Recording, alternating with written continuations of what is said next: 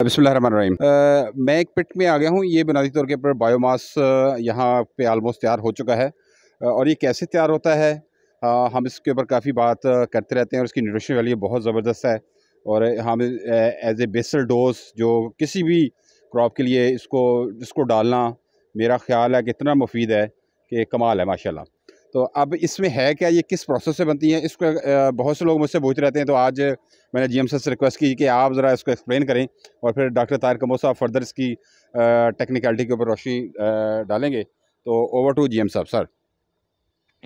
जी अस्सलाम वालेकुम।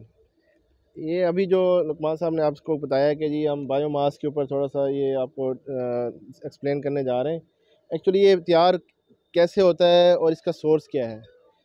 इसका सोर्स ये है कि हमारे पास जो हमारा डिस्टिलरी का जो प्रोसेस होता है उसमें ये 2005 में जो हमारा ये प्लांट लगा था उसमें हमने इसमें गोबर डाली थी, जो कि हमारा जो एफलुएंट जहाँ से निकलता है हमारे डिस्टिलरी का जो वेस्ट जिसे हम कहते हैं वो उस गोबर के साथ ट्रीट होता है पहले।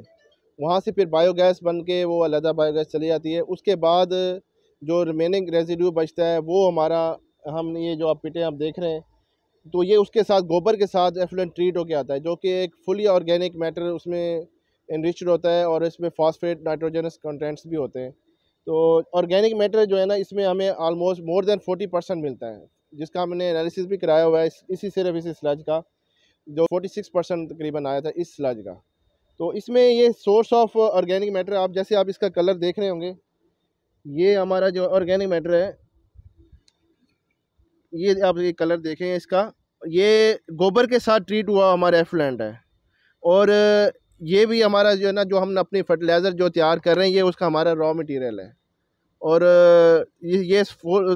इसका जो सोर्स है, फुल फॉस्फेट कंटेंट्स हैं इसमें, और ऑर्गेनिक मैटर भी इसमें आप देख रहे होंगे। इसके कलर से आप अंदाज़ा कर सकते हैं कि ये इसमें कितना इनरिच्ड है।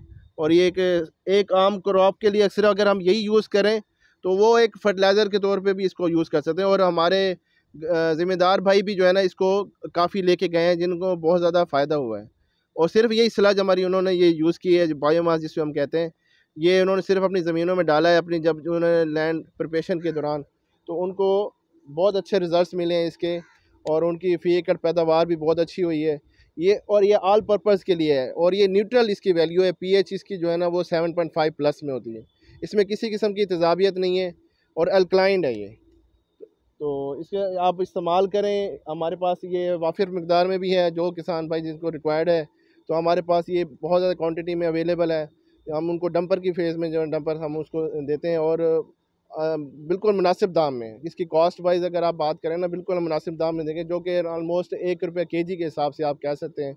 ₹1 केजी के हिसाब से हम ये दे रहे हैं, और ताकि किसान भाइयों को इससे ज़्यादा से ज़्यादा फ़ायदा हो। शुक्रिया। जीएम साहब, एक चीज़ बड़ी इंपॉर्टेंट है, लोग क्वेश्चन करते हैं कि क्या हम अगर इसको इस्तेमाल करें तो हमें बेसल के अंदर डीएपी और दूसरी चीज़ें डालनी पड़ती हैं या नहीं। एक ये सवाल है। और दूसरा क्वेश्चन ये है कि हमें कितनी क्वांटिटी डालनी चाहिए जब हम बेसल डोज इस्तेमाल कर रहे होंगे। अब लैंड प्रिपरेशन के अंदर जो चीज़ें हम डालते हैं, तो इसकी क्वांटिटी कितनी डालनी है फ़ी एकड़। इसमें फ़ी एकड़ जो अगर हम बात करें ना, फ़ी एकड़ एक डंपर जो है ना वो ज़रूरी है। फ़ी एकड़ एक डंपर अगर हमारा उसमें डल जाए, तो ताकि जो है ना उसका ऑर्गेनिक मैटर जो भी इस सॉइल में आप डालने जा रहे हैं, तो ये उसमें एक डंपर आलमोस्ट जिसमें 25 से 30 टन आता है। तो 1 से डेढ़ एकड़ के जो है ना वो आप ज़मीन में ये आप इसको इस्तेमाल करें, और इसका जो इंशाल्लाह फ़ायदा होगा। और डीएपी का बेसिकली इसका इस्तेमाल आपको अवेयरनेस देना है कि हमारी जैसे डीएपी की खादें जो है ना बहुत ज़्यादा कॉस्टली हो गई हैं, तो उसके अल्टरनेट सोर्स के तौर पे आप इसको ऐड करें, ताकि आप इससे और फास्फेट कंटेंट्स आपको मिल सके। ऑर्गेनिक मैटर आपका जो है, जो अगर लैंड में कम हो गया तो आपको ऑर्गेनिक मैटर ज़्यादा से ज़्यादा मिले। और डीएपी की कंजम्पशन बिल्कुल आप, मैं ये नहीं कहता कि डीएपी की कंजम्पशन अगर आप बिल्कुल बंद करें, उसके अल्टरनेट हमारे पास जैसे हमारे पास फर्टिलाइज़र भी हमने इससे तैयार की है, आप वो ऑर्गेनिक फर्टिलाइज़र भी उसके साथ ऐड करेंगे, इंशाल्लाह ये डबल फ़ायदा होगा। यानी कि बायोमास भी डालें, प्लस हमारा जो फर्टिलाइज़र है ऑर्गेनिक इसी से बना हुआ है, तो वो एक नेमल बदल है। 8 बैग हमारी जैसे ऑर्गेनिक फर्टिलाइज़र जो हमने तैयार की है, वो एक डीएपी की ताकत के बराबर है। तो वो डीएपी को आप बिल्कुल भी ना इस्तेमाल करो, ये इस्तेमाल करें तो इंशाल्लाह बहुत फ़ायदा होगा। और आपकी जो है ना एक लैंड की आगे फ्यूचर पॉइंट ऑफ व्यू से जो लैंड के अंदर जो तेज़ाबियत आ गई वो भी ऐसी ग्रेजुअली डिक्रीज़ होगी और आपकी फसलों को इंशाल्लाह उसका बहुत ज़्यादा फ़ायदा होगा। डॉक्टर साहब आपकी तरफ आते हैं सर, और आप इसकी अफादियत फर्दर हमें बताइए कि इसके अंदर और क्या क्या न्यूट्रिएंट्स होते हैं बायोमास के अंदर। ਇਹਦੇ ਵਿੱਚ ਨਾ ਇਹ ਫਾਸਫੋਰਸ, ਪੋਟਾਸ਼, ਨਾਈਟ੍ਰੋਜਨ ਔਰ ਆਰਗੈਨਿਕ ਮੈਟਰ, ਇਹਦੇ ਵਿੱਚ ਆਰਗੈਨਿਕ ਮੈਟਰ ਤਕਰੀਬਨ 60% ਹੈਗਾ। ਉਸ ਤੋਂ ਇਲਾਵਾ ਜਿਹੜਾ ਇਹਦੇ ਵਿੱਚ ਫਾਸਫੋਰਸ ਆ, ਪੋਟਾਸ਼ ਆ, ਨਾਈਟ੍ਰੋਜਨ ਆ, ਫਿਰ ਕੈਲਸ਼ੀਅਮ ਆ, ਸਲਫਰ ਆ, ਬਾਇਓਮਾਸ ਆ। ਇਹਦੇ ਵਿੱਚ ਇਹ ਆ ਕਿ ਜਿਹਨੇ ਹੋਮੀਓ ਐਸਿਡ ਇਸਤੇਮਾਲ ਕਰਨਾ, ਜ਼ਿੰਕ ਕਰਨਾ, ਸਲਫਰ ਕਰਨਾ, ਉਹਨਾਂ ਨੂੰ ਇਹੋ ਜਿਹੀਆਂ तमाम ਚੀਜ਼ਾਂ ਨੂੰ ਇਸਤੇਮਾਲ ਕਰਨ ਦੀ ਬਜਾਏ ਸਿਰਫ ਇਹਨੂੰ ਨਾ 4 ਟਨ ਜਿਹਨੇ 1 ਏਕੜ ਦੇ ਵਿੱਚ ਪਾਉਣਾ ਨਾ, ਜਿਹਨੇ ਕੋਸ਼ਿਸ਼ ਕਰਨੀ ਆ ਕਿ ਮੈਂ 1 ਏਕੜ ਦੇ ਵਿੱਚ 1 DAP ਪਾ ਕੇ ਜਾਂ 1-2 ਬੋਰੀਆਂ ਯੂਰੀਆ ਦੀਆਂ ਪਾ ਕੇ ਤੇ ਫਾਇਦਾ ਲੈਣਾ, ਉਹ ਸਿਰਫ 4 ਟਨ ਇਹਨੂੰ ਪਾ ਲਵੇ, 4 ਟਨ ਹੀ ਇਹਦੇ ਨਾਲ ਗੋਬਰ ਪਾ ਲੇ, 2 ਸਾਲ ਤੱਕ ਉਹਨੂੰ ਫਾਇਦਾ ਦੇਵੇਗਾ। ਇਹ ਨਹੀਂ ਹੈ ਵੀ ਕਿ ਇੱਕੋ ਹੀ ਫਸਲ ਨੂੰ ਫਾਇਦਾ, DAP ਪਾਓਗੇ ਤੇ ਇੱਕੋ ਫਸਲ ਨੂੰ ਫਾਇਦਾ। ਇਹਦੇ ਨਾਲ ਇਹ ਹੋਏਗਾ ਕਿ ਸਲੋ ਵੀ ਹੋਏਗਾ ਤੇ ਨਾਲੇ ਉੱਦਾਂ ਵੀ ਜ਼ਿਆਦਾਤਰ ਇਹ ਫਾਇਦੇਮੰਦ ਹੋ ਜਾਏਗਾ। 2-3 ਸਾਲ ਕੰਮ ਦੇਗੀ। ਉਹ ਜ਼ਮੀਨ ਦੇ ਵਿੱਚ ਜਿਹੜੀ ਵੀ ਚੀਜ਼ ਬੀਜੋਗੇ ਉਹਦੀ ਐਵਰੇਜ ਨਹੀਂ ਘਟੇਗੀ, ਐਵਰੇਜ ਵੀ ਵਧੇਗੀ। ਇਹਦੇ ਵਿੱਚ ਮਾਈਕਰੋ ਨਿਊਟਰਨ ਸਾਰੇ ਆ, ਕਾਪਰ, ਜ਼ਿੰਕ, ਫੈਰਸ ਸਲਫੇਟ, ਇਹ ਪੂਰੀਆਂ ਚੀਜ਼ਾਂ ਹੈਗੀਆਂ ਮੌਜੂਦ।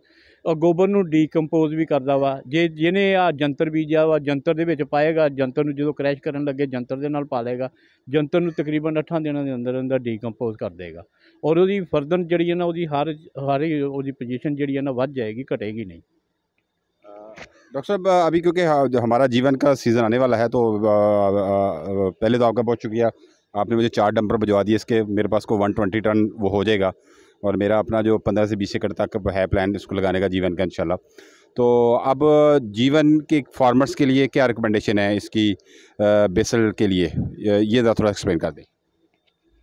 ये अगर उसने यही अकेला ही यही डालना है ना, तो उसके लिए तो ये है कि 15 टन कम से कम 15 टन डाल ले, क्योंकि बहुत महंगी क्रॉप्स है। उसको उसकी जड़ें जो है ना लंबी होनी चाहिए। उसके लिए काफ़ी चीज़ें ऐसी हैं कि जो सल्फ़र, ये वैसे तो सल्फ़र ज़मींदार कम डालते हैं, फिर कैल्शियम कम डालते हैं। इसमें कैल्शियम भी है, कापर भी है, हर चीज़ मौजूद है। इसकी वजह से उसको कोई और चीज़ें डालने की ज़रूरत नहीं। ये इसी को डाले तो 10 कम से कम 10 टन डाले, और इससे ज़्यादा भी एक डंपर, जैसे कि GM साहब ने बताया कि एक डंपर भी डाला जा सकता है, क्योंकि हम तो एक डंपर ही डाल रहे हैं ना। जहाँ पर हम जीवन खुद लगा रहे हैं वहाँ पर हम ये एक डंपर डाल रहे हैं। जैसे कि आप डाल रहे हैं तो आपने भी एक डंपर ही डाला है। तो उसमें जो गोबर है ना, गोबर मिक्स कर ले तो ज़्यादा फ़ायदा होगा। गोबर जो है ना ऑर्गेनिक मैटर को बरकरार रखेगा।